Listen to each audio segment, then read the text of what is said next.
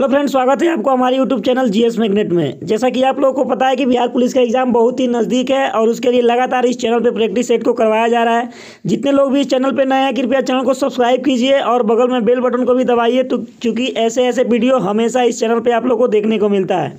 और पिछले जो प्रैक्टिस सेट हुआ था दोस्तों, उसमें हम लोगों ने साइंस से रिलेटेड क्वेश्चन को किया था। बहुत सारे लोगों का कमेंट आया था, एक क्वेश्चन रॉन्ग है रॉन्ग है रॉन्ग है, बहुत सारे लोग ऐसे बोल रहे थे। तो कृपया आप लोग क्वेश्चन दोस्तों ध्यान से पढ़िए। उसमें बताया गया था कि एक प्रकाश वर्ष के बराबर कितना होता है। एक प्रकाश वर्ष के बराबर कितना होता है, हमने उसमें बताया था दोस्तों 9.46 गुणे 10 के पावर 12 किलोमीटर। लेकिन आप लोगों ने जो है, बहुत सारे लोग ये बता रहे थे कि 9.46 गुणे 10 के पावर 15 किलोमीटर होगा। नहीं दोस्तों, ये मीटर में अगर पूछे तब इतना होगा। यदि आप लोगों से पूछे कि एक प्रकाश वर्ष बराबर कितना होता है, तो आप अगर किलोमीटर का बात कीजिएगा तो किलोमीटर में हो जाएगा 9.46 गुणे 10 के पावर 12 किलोमीटर। ये किलोमीटर में हो गया दोस्तों। अगर आप लोगों से पूछे कि एक प्रकाश वर्ष बराबर कितना मीटर होता है दोस्तों, तो उसके लिए आप लोगों को पता होना चाहिए कि 9.46 गुणे 10 के पावर 15 मीटर होता है दोस्तों। अगर आप लोगों से कोई पूछे कि एक प्रकाश वर्ष बराबर कितना सेंटीमीटर होता है दोस्तों, तो उसके लिए आप लोग हमेशा याद रखिएगा 9.46 गुणे 10 के पावर 17 सेंटीमीटर। तो जितने लोग भी ये कमेंट किए हुए हैं दोस्तों, अपना देख लीजिए और मिला लीजिए, ठीक है।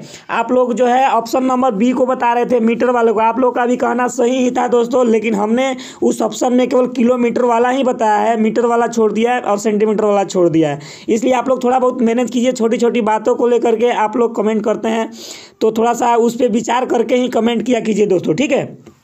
चलिए चलते हैं आज के इस सेशन का पहले प्रश्न में और देखते हैं कि पहला प्रश्न क्या है। सारे के सारे क्वेश्चन दोस्तों साइंस से होने वाला है।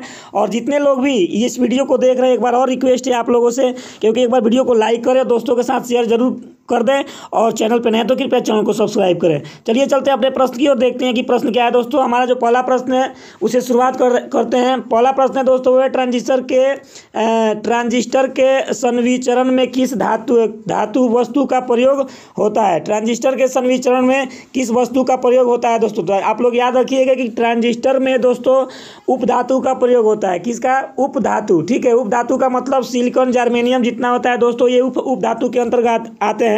तो ट्रांजिस्टर के संविचरण में दोस्तों उपधातु यानी कि सिलिकॉन का प्रयोग किया जाता है। Option number C is the right answer, ठीक है।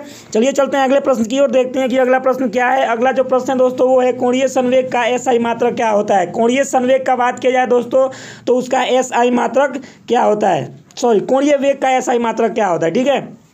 तो बात की जाए इस क्वेश्चन की राइट आंसर की दोस्तों, तो इसका right answer option number D आप लोग याद रखिएगा, रेडियन प्रति सेकंड। रेडियन प्रति सेकंड यानी कि कोणीय वेग का एसआई मात्रक रेडियो प्रति सेकंड होता है, यानी कि D is the right answer. चलिए चलते हैं अगले प्रश्न की ओर, देखते हैं कि अगला प्रश्न क्या है दोस्तों। अगला जो प्रश्न है वो है, देखिएगा ध्यान से, चुंबकीय क्षेत्र निम्न में से किसके साथ कोई अंतरक्रिया नहीं करती। चुंबकीय क्षेत्र जो है किसके साथ कोई अंतरक्रिया नहीं करती। इसके लिए 4 ऑप्शन आप लोगों के सामने है। जिन जिन लोगों को आंसर पता हो रहा है दोस्तों, एक बार कमेंट में जरूर बताते जाइए। इससे आप लोगों की तैयारी का अंदाजा लगेगा और रिवीजन भी बहुत तगड़ा हो जाएगा, ठीक है, क्योंकि एग्जाम बहुत ही नज़दीक है। चलिए चलते हैं इस क्वेश्चन की राइट आंसर की ओर। तो इसका राइट आंसर दोस्तों ऑप्शन नंबर ए आप लोग को पता होना चाहिए, स्थिर आवेश के कारण। किसी कारण दोस्तों स्थिर आवेश पे जो है चुंबकीय क्षेत्र का कोई अंतरक्रिया नहीं होती है, ठीक है। चलिए चलते हैं अगले प्रश्न की ओर। अगला जो प्रश्न है दोस्तों, वो है रमन प्रभाव का प्रयोग किसके अध्ययन में किया जाता है। रमन प्रभाव दोस्तों, इसके लिए 4 ऑप्शन आप लोग के सामने है। देखिए, जिन जिन लोगों को भी आंसर पता हो कमेंट बॉक्स में बताते जाइए। रमन प्रभाव का प्रयोग किसके अध्ययन में किया जाता है दोस्तों। तो रमन प्रभाव की बात की जाए दोस्तों, तो रमन प्रभाव प्रकाश से रिलेटेड होता है, यानी कि option number D is the right answer. यानी कि रमन प्रभाव का प्रयोग दोस्तों प्रकाश के अध्ययन के लिए किया जाता है, ठीक है। चलिए चलते हैं अगले प्रश्न की ओर, देखते हैं कि अगला प्रश्न क्या है दोस्तों। अगला जो प्रश्न है दोस्तों, वो है अपवर्तन की क्रिया में निम्न में से किसमें परावर्तन होता है। अपवर्तन की क्रिया में निम्न में से किसमें परावर्तन होता है दोस्तों, ये बात बताना। इसके लिए 4 ऑप्शन आप लोगों के सामने है। चलिए बताइए इस क्वेश्चन का राइट आंसर दोस्तों।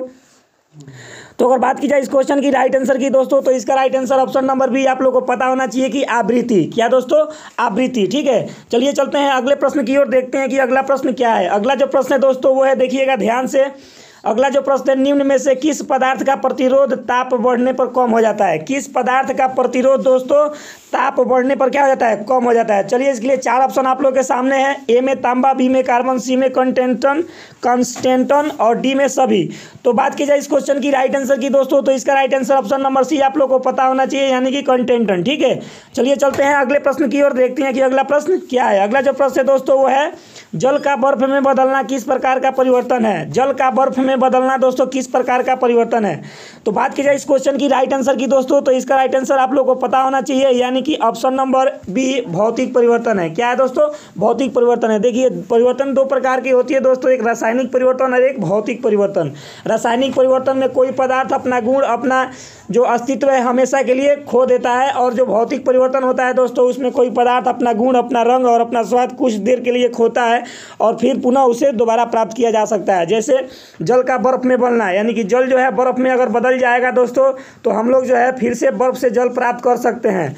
रासायनिक परिवर्तन का मतलब ये हो गया कि यदि आप लोग दूध से दही जमाइएगा, दूध से जो है दही बनाइएगा दोस्तों, तो अगर बात की जाए दूध की, तो दूध से एक बार दही बन गया तो दही से दूध दोबारा नहीं बन सकता है। तो ये दूध जो है अपना गुण हमेशा के लिए क्या किया दोस्तों, खो दिया है। तो जिस परिवर्तन में कोई पदार्थ अपना गुण हमेशा के लिए खो देता है दोस्तों उसे बोलते हैं रासायनिक परिवर्तन, और जिस परिवर्तन में कोई पदार्थ अपना गुण कुछ पल के लिए खोता है उसे बोलते हैं भौतिक परिवर्तन। ठीक है, चलिए चलते हैं अगले प्रश्न की ओर, देखते हैं कि अगला प्रश्न क्या है दोस्तों। अगला जो प्रश्न है वो है, तरल पदार्थ अपने कौन से गुण के कारण अपनी विभिन्न परतों के बीच होने वाली अपेक्षित गति का विरोध करता है। तरल पदार्थ अपने कौन से गुण के कारण अपनी विभिन्न परतों के बीच होने वाली गति का होने वाली अपेक्षित गति का विरोध करता है। चलिए बताइए दोस्तों, इसके लिए 4 ऑप्शन आप लोगों के सामने है, फटाफट इस क्वेश्चन का राइट आंसर बताइए। बात की जाए इस क्वेश्चन की राइट आंसर की दोस्तों, तो इसका right answer option number C आप लोग को पता होना चाहिए, यानी कि संयंत्रता। क्या होगा दोस्तों, संयंत्रता। Option number C is the right answer. अगले प्रश्न की ओर चलते हैं दोस्तों। अगला जो प्रश्न है दोस्तों वो है, नेत्र गोलक में भरे हुए जेली।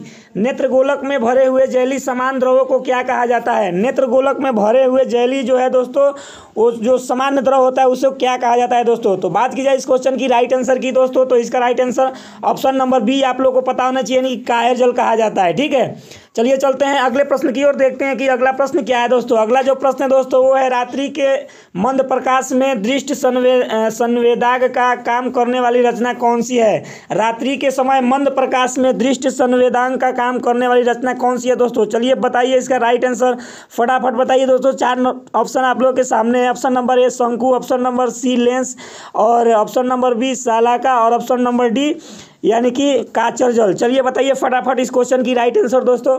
अगर बात की जाए इस क्वेश्चन की राइट आंसर की, तो इसका right answer option number B आप लोग को पता होना चाहिए, यानी कि सालाका। क्या दोस्तों, सालाका। ठीक है, चलिए चलते हैं अगले प्रश्न की ओर। अगला जो प्रश्न है दोस्तों उसको ध्यान से देखिएगा, मैं ऑप्शन आप लोग को दिखा दे रहा हूँ। वेग में परिवर्तन के दर को क्या कहा जाता है दोस्तों। वेग में परिवर्तन के दर को क्या कहा जाता है। चलिए मैं आप लोग के सामने ऑप्शन को रख रहा हूँ, फटाफट इसका जवाब दीजिए।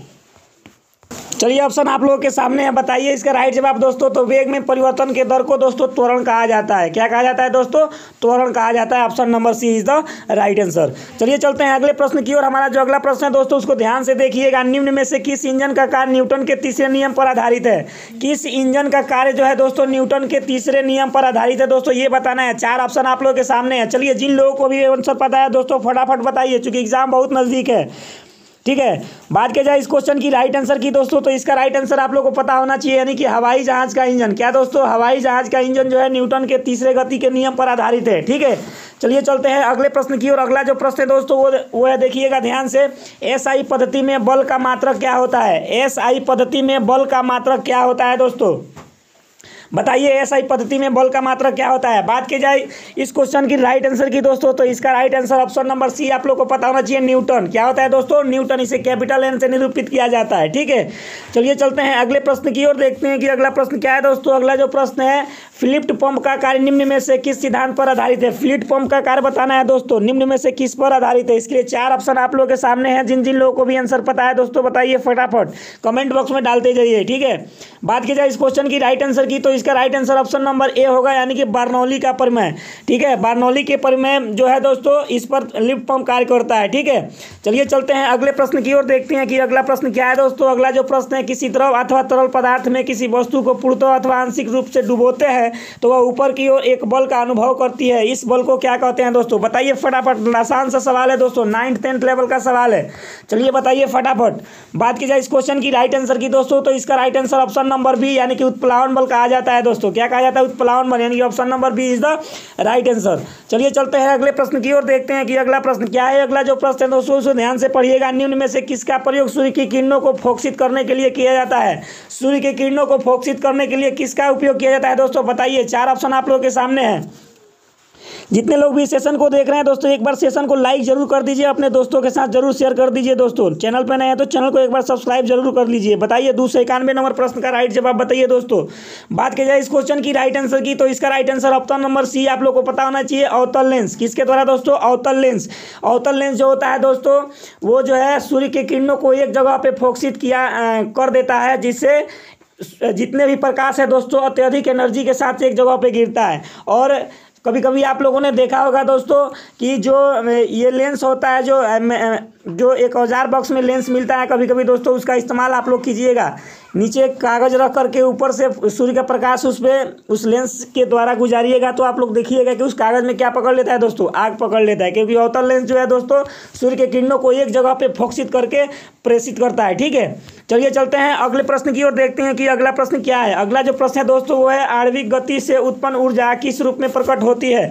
आणविक गति से उत्पन्न ऊर्जा किस रूप में प्रकट होती है दोस्तों? बताइए फटाफट इस क्वेश्चन की राइट आंसर। बात की जाए इस क्वेश्चन की राइट आंसर की, तो इसका right answer option number D आप लोग को पता होना चाहिए, यानी कि उसमें ऊर्जा से। ठीक है, उसमें ऊर्जा से। ठीक है, चलिए चलते हैं अगले प्रश्न की ओर, देखते हैं कि अगला प्रश्न क्या है। अगला जो प्रश्न है दोस्तों, वो है किस व्युत्पन्न राशि में सभी मूल राशियों का समावेश है? किस व्युत्पन्न राशि में सभी मूल राशियों का समावेश है दोस्तों, ये बताना है। चलिए बताइए फटाफट इस क्वेश्चन की राइट आंसर की, तो इसका right answer option number B, यानी कि बल, B is the right answer. ठीक है, चलिए चलते हैं अगले प्रश्न की ओर, देखते हैं कि अगला प्रश्न क्या है। अगला जो प्रश्न है दोस्तों, वो है निम्न में से कौन सा गैलेक्सी के आकार को व्यक्त करने में सबसे अधिक उपयुक्त मात्रक है? गैलेक्सी के आकार को व्यक्त करने में सबसे उपयुक्त मात्रक निम्न में से कौन है दोस्तों? बताइए। बात की जाए इस क्वेश्चन की राइट आंसर की दोस्तों, तो इसका right answer option number A को आप लोग पता होना चाहिए, प्रकाश वर्ष। अभी मैंने आप लोग को बताया कि एक प्रकाश वर्ष दोस्तों कितना होता है? 9.46 गुणे 10 के पावर कितना? 12 किलोमीटर। और मीटर में बात किया जाए दोस्तों, तो 9.46 गुणे 10 के पावर 15 मीटर। और सेंटीमीटर में बात किया जाए दोस्तों, तो 9.46 गुणे 10 के पावर 17 मीटर, 17 सेंटीमीटर। इस बात को आप लोग ध्यान रखिएगा। ठीक है, चलिए चलते हैं अगले प्रश्न की ओर, देखते हैं कि अगला प्रश्न क्या है। हमारा जो अगला प्रश्न है दोस्तों, उसको ध्यान से देखिएगा। किसी पतले तार का व्यास प्राप्त करने के लिए प्रयुक्त किया जाता है? किसी पतले तार का व्यास प्राप्त करने के लिए किसका उपयोग किया जाता है दोस्तों? बताइए फटाफट इस क्वेश्चन का राइट आंसर। 295 नंबर प्रश्न का राइट आंसर बताइए दोस्तों।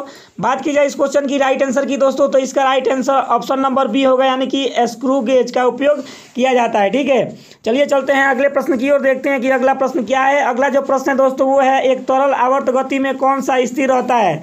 एक तरल आवर्त गति में कौन सा स्थिर रहता है दोस्तों, ये बताना है। चलिए 296 नंबर प्रश्न का राइट जवाब बताइए, एक तरल आवर्त गति में कौन सा स्थिर रहता है? बात की जाए इस क्वेश्चन की राइट आंसर की दोस्तों, तो इसका right answer option number C, यानी कि गतिज ऊर्जा जो है दोस्तों स्थिर रहता है। ठीक है, चलिए चलते हैं अगले प्रश्न की ओर, देखते हैं कि अगला प्रश्न क्या है। अगला जो प्रश्न है दोस्तों, वो है किसी वस्तु का ताप 1 डिग्री सेंटीग्रेड बढ़ाने के लिए आवश्यक ऊष्मा को क्या कहते हैं? किसी वस्तु के तापमान को 1 डिग्री सेंटीग्रेड बढ़ाने के लिए आवश्यक ऊष्मा को क्या कहते हैं दोस्तों? बताइए फटाफट इस क्वेश्चन की राइट आंसर। बात की जाए इस क्वेश्चन की राइट आंसर की दोस्तों, तो इसका right answer option number C, यानी कि ऊष्माधारिता कहा जाता है। क्या कहा जाता है? ऊष्माधारिता। चलिए चलते हैं अगले प्रश्न की ओर, देखते हैं कि अगला प्रश्न क्या है दोस्तों। अगला जो प्रश्न है दोस्तों, वो है क्षैतिज वृत्त में एक समान चाल से घूर्णन करते हुए किसी वस्तु के लिए क्या नियत रहता है? चलिए बताइए इस क्वेश्चन का राइट आंसर। 298 नंबर प्रश्न का राइट आंसर बताइए। 4 ऑप्शन आप लोगों के सामने है दोस्तों। बात की जाए इस क्वेश्चन की राइट आंसर की दोस्तों, तो इसका right answer option number D आप लोग को पता होना चाहिए, यानी कि गतिज ऊर्जा। ठीक है, चलिए चलते हैं अगले प्रश्न की ओर, देखते हैं कि अगला प्रश्न क्या है। अगला जो प्रश्न है दोस्तों वो है, निम्न में से किस कोण के क्षैतिज प्रेक्षण द्वारा किसी पिंड की अपेक्षित क्षैतिज पारस अधिकतम होती है। चलिए इसके लिए बताइए दोस्तों कि कौन सा कोण होगा। 299 नंबर प्रश्न का राइट जवाब बताइए। जिन जिन लोगों को ये पता है दोस्तों कमेंट बॉक्स में आंसर बता दे चलिए, जिससे आप लोगों को तैयारी का अंदाजा लगता जाएगा। ठीक है, और समय बहुत कम है दोस्तों, थोड़ा सा इस पर भी फोकस कीजिएगा। समय बहुत कम है और अब की बार का जो एग्जाम होगा दोस्तों जोड़ तोड़ की लड़ाई होगी।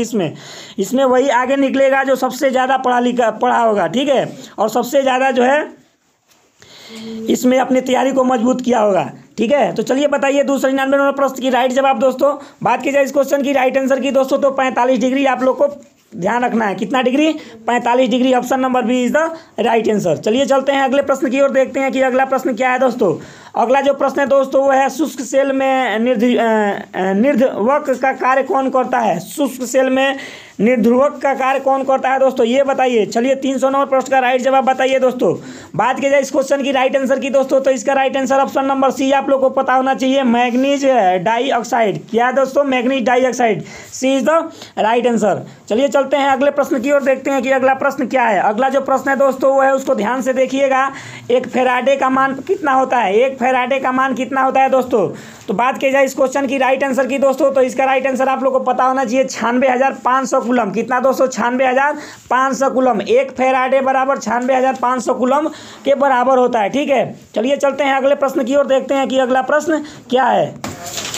तो चलिए हमारा जो अगला प्रश्न है दोस्तों उसको ध्यान से देखिएगा। विद्युत अपघटन में प्रयुक्त विद्युत धारा कौन सी होती है? विद्युत अपघटन में प्रयुक्त विद्युत धारा कौन सी होती है? चलिए इसके लिए 4 ऑप्शन आप लोग के सामने है, बताइए फटाफट इस क्वेश्चन का राइट आंसर। तो चलिए बात की जाए इस क्वेश्चन की राइट आंसर की दोस्तों तो इसका राइट आंसर आप लोग को पता होना चाहिए, यानी कि ए ऑप्शन नंबर ए दृष्ट धारा। ठीक है, क्या दोस्तों? दृष्ट धारा। चलिए चलते हैं अगले प्रश्न की ओर, देखते हैं कि अगला प्रश्न क्या है। अगला जो प्रश्न है दोस्तों वो है, इलेक्ट्रॉन वोल्ट निम्न में से किसका मात्रक है? इलेक्ट्रॉन वोल्ट निम्न में से किसका मात्रक है दोस्तों, ये बताना है। चलिए बताइए फटाफट इस क्वेश्चन का राइट जवाब दोस्तों। इलेक्ट्रॉन वोल्ट निम्न में से किसका मात्रक है? तो चलिए अगर बात की जाए इस क्वेश्चन की राइट आंसर की दोस्तों तो इसका राइट आंसर आप लोग को पता होना चाहिए, इलेक्ट्रॉन वोल्ट ऊर्जा का मात्रक है दोस्तों। किसका मात्रक है? ऊर्जा का मात्रक। Option number A is the right answer. चलिए चलते हैं अगले प्रश्न की ओर, देखते हैं कि अगला प्रश्न क्या है दोस्तों। अगला जो प्रश्न है उसको ध्यान से देखिएगा। निम्न में से सबसे अधिक आवृत्ति वाली विद्युत चुंबकीय तरंगे कौन सी है? निम्न में से सबसे अधिक विद्युत आवृत्ति वाली विद्युत चुंबकीय कौन सी है दोस्तों, ये बताना है। विद्युत चुंबकीय तरंग कौन सी है दोस्तों, ये बताना है। ठीक है, तो चलिए बात की जाए इस क्वेश्चन की राइट आंसर की दोस्तों तो इसका राइट आंसर आप लोग को पता होना चाहिए, गामा किरण। क्या दोस्तों? गामा किरण, C is the right answer. अगले प्रश्न की ओर चलते हैं। अगला जो प्रश्न है उसको ध्यान से देखिएगा। किसी वस्तु के त्रिविमीय प्रतिबिंब उत्पन्न करने एवं रिकॉर्ड करने की तकनीकी को किस नाम से जाना जाता है? चलिए बताइए फटाफट इस क्वेश्चन की राइट आंसर। बात की जाए इस क्वेश्चन की राइट आंसर की दोस्तों तो इसका right answer option number C, यानी कि होलोग्राफी कहा जाता है दोस्तों। क्या कहा जाता है? होलोग्राफी। चलिए चलते हैं अगले प्रश्न की ओर, देखते हैं कि अगला प्रश्न क्या है। अगला जो प्रश्न है दोस्तों वो है, दही से मक्खन निकालना किस सिद्धांत पर कार्य करता है? दही से मक्खन निकालना दोस्तों किस सिद्धांत पर कार्य करता है? बताइए फटाफट इस क्वेश्चन का राइट जवाब। 4 ऑप्शन आप लोग के सामने है। जितने लोग भी इस सेशन को देख रहे हैं, सेशन अच्छा लग रहा हो तो एक बार शेयर और लाइक जरूर कर दिया कीजिए दोस्तों। चैनल पर नए हो तो कृपया चैनल को सब्सक्राइब जरूर कर लिया कीजिए। चलिए बताइए 306 नंबर प्रश्न का राइट जवाब बताइए। बात की जाए इस क्वेश्चन की राइट आंसर की दोस्तों तो इसका राइट आंसर आप लोग को पता होना चाहिए, ऑप्शन नंबर बी अपकेंद्री बल। क्या दोस्तों? अपकेंद्री बल। ठीक है, चलिए चलते हैं अगले प्रश्न की ओर, देखते हैं कि अगला प्रश्न क्या है। अगला जो प्रश्न है दोस्तों वो है, निम्न में से किस राशि का कोई इकाई नहीं होता है? किस राशि का कोई इकाई नहीं होता है दोस्तों? 4 ऑप्शन आप लोग के सामने है। ऑप्शन नंबर ए आयतन, ऑप्शन नंबर बी दूरी, ऑप्शन नंबर सी द्रव्यमान और डी अपेक्षिक घनक। बताइए इनमें से कौन सा राइट जवाब होगा दोस्तों। बात की जाए इस क्वेश्चन की राइट जवाब की दोस्तों तो इसका राइट जवाब ऑप्शन नंबर डी, यानी कि अपेक्षिक घनत्व तो होता है। ठीक है, तो चलिए चलते हैं अगले प्रश्न की ओर, देखते हैं कि अगला प्रश्न क्या है। अगला जो प्रश्न है दोस्तों वो है, निम्न में से किस माध्यम में अनुप्रस्थ तरंग उत्पन्न नहीं हो सकती? किस माध्यम में अनुप्रस्थ तरंग उत्पन्न नहीं हो सकती दोस्तों, ये बताना है आप लोग को। तो चलिए बताइए फटाफट इस क्वेश्चन का राइट जवाब दोस्तों। बात की जाए इस क्वेश्चन की राइट जवाब का दोस्तों तो ऑप्शन नंबर ई आप लोग पता होना चाहिए, वायु। क्या दोस्तों? वायु। ठीक है, चलिए चलते हैं अगले प्रश्न की ओर, देखते हैं कि अगला प्रश्न क्या है। अगला जो प्रश्न है दोस्तों वो है, निम्न में से कौन सा सबसे अधिक भारी होता है? सबसे अधिक भारी कौन सा होता है? इसके लिए 4 ऑप्शन आप लोग के सामने है दोस्तों, जल, वायु, रक्त और शहद। अगर बात की जाए इस क्वेश्चन की राइट आंसर की दोस्तों तो इसका राइट आंसर आप लोग को पता होना चाहिए, शहद जो होता है दोस्तों इन चारों में सबसे भारी होता है। ठीक है, चलिए चलते हैं अगले प्रश्न की ओर, देखते हैं कि अगला प्रश्न क्या है दोस्तों। अगला जो प्रश्न है, निर्वातित विद्युत बल्ब के तंतु से कांच आवरण तक ऊष्मा का संचरण किस प्रक्रिया द्वारा होता है? किस प्रक्रिया द्वारा होता है दोस्तों विद्युत बल्ब में ऊष्मा का संचरण? बताइए। बात की जाए इस क्वेश्चन की राइट आंसर की दोस्तों, तो इसका right answer option number C आप लोग को पता होना चाहिए, विकिरण। क्या दोस्तों? विकिरण। चलिए बताइए विद्युत बल्ब में कौन सा गैस भरा जाता है दोस्तों? आप कमेंट बॉक्स में जरूर बताया कीजिए, क्योंकि इस क्वेश्चन को पिछले प्रैक्टिस सेट में करवा दिया गया है। ठीक है, चलिए चलते हैं अगले प्रश्न की ओर। हमारा जो अगला प्रश्न है दोस्तों वो है, उसको ध्यान से देखिएगा। अर्धतापमापी यंत्र की सहायता से किसका मापन किया जाता है? अर्धतापमापी यंत्र की सहायता से दोस्तों किसका मापन किया जाता है? देखिए दोस्तों, दो ऑप्शन आप लोग के सामने है, मैं दो ऑप्शन और दिखा दे रहा हूँ आप लोग के हिंट्स के लिए, जिससे आप लोग सही डिसीजन ले सके। चलिए दिखाते हैं आपको और बाकी के दो ऑप्शन। तो चलिए दोस्तों, बाकी के दो ऑप्शन आप लोगों के सामने हैं। बात की जाए इस क्वेश्चन की राइट आंसर की दोस्तों, तो इसका right answer option number C यानी कि अपेक्षिक आर्द्रता।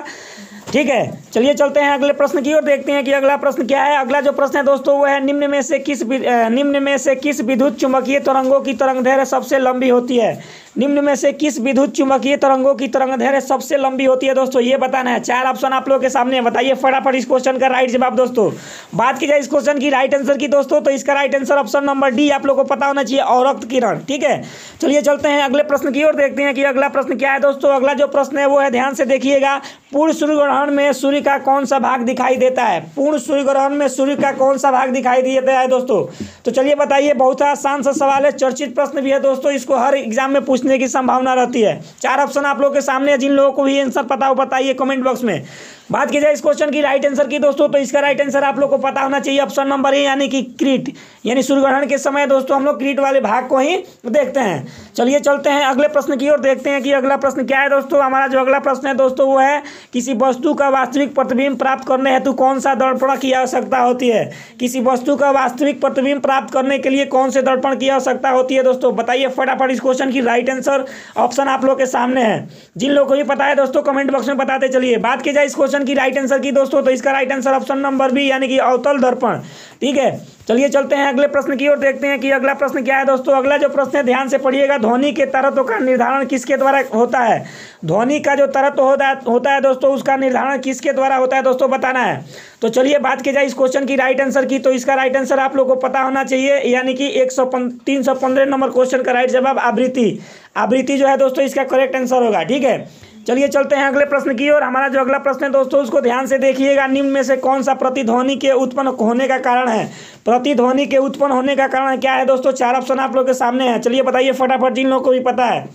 बात की जाए इस क्वेश्चन की राइट आंसर की दोस्तों, तो इसका right answer option number A आप लोग को पता होना चाहिए, ध्वनि का परिवर्तन के कारण ही ध्वनि के परिवर्तन के कारण ही दोस्तों प्रतिध्वनि यानी कि इको जिसको बोला जाता है। क्या दोस्तों? इको। ठीक है, चलिए चलते हैं अगले प्रश्न की ओर, देखते हैं कि अगला प्रश्न क्या है। अगला जो प्रश्न है दोस्तों वो है, निम्न में से कौन सा विद्युत धारा के चुंबकीय प्रभाव पर आधारित नहीं है? निम्न में से कौन सा विद्युत धारा के चुंबकीय प्रभाव पर आधारित नहीं है? बताइए दोस्तों फटाफट इस क्वेश्चन की राइट जवाब दोस्तों। 317 नंबर प्रश्न की राइट जवाब की बात की जाए दोस्तों, तो ऑप्शन नंबर सी यानी कि माइक्रोफोन। कौन सी दोस्तों? माइक्रोफोन। चलिए option number C is the right answer. ठीक है, चलिए चलते हैं अगले प्रश्न की ओर, देखते हैं कि अगला प्रश्न क्या है दोस्तों। अगला जो प्रश्न है, ध्यान से पढ़िएगा, निम्न में से किस उद्योग में अवरक का प्रयोग कच्चे पदार्थ के रूप में होता है? किस उद्योग में दोस्तों अवरक का प्रयोग कच्चे पदार्थ के रूप में होता है? बात की जाए इस क्वेश्चन की राइट आंसर की दोस्तों, तो इसका right answer option number A आप लोग को पता होना चाहिए, विद्युत उद्योग में। ठीक है, चलिए चलते हैं अगले प्रश्न की ओर, देखते हैं कि अगला प्रश्न क्या है दोस्तों। हमारा जो अगला प्रश्न है दोस्तों, उसको ध्यान से देखिएगा, एक धात्वित्वक लक्ष्य पर उच्च ऊर्जा युक्त इलेक्ट्रॉनों के अचानक टकराने से कौन सी किरणें उत्पादित होती है? कौन सी किरण उत्पादित होती है दोस्तों? बताइए दोस्तों फटाफट इस क्वेश्चन का राइट आंसर दीजिए कमेंट बॉक्स में। बात की जाए इस क्वेश्चन की राइट आंसर की, तो इसका right answer option number D आप लोग को पता होना चाहिए, यानी कि गामा किरण। क्या दोस्तों?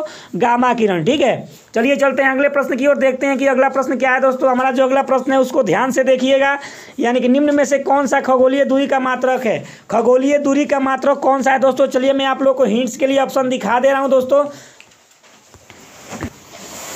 तो चलिए आप लोगों के सामने ऑप्शन आ गया दोस्तों, बताइए फटाफट। तो बात किया जाए दोस्तों इस प्रश्न की राइट जवाब की दोस्तों, तो इसका राइट जवाब आप लोग को पता होना चाहिए ऑप्शन नंबर डी यानी कि प्रकाश वर्ष, खगोलीय दूरी का मात्रक है दोस्तों।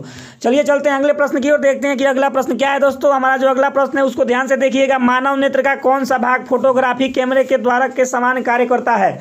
मानव नेत्र का कौन सा भाग दोस्तों फोटोग्राफी कैमरे के द्वारक के समान कार्य करता है दोस्तों? बताइए फटाफट इस क्वेश्चन का राइट जवाब दोस्तों।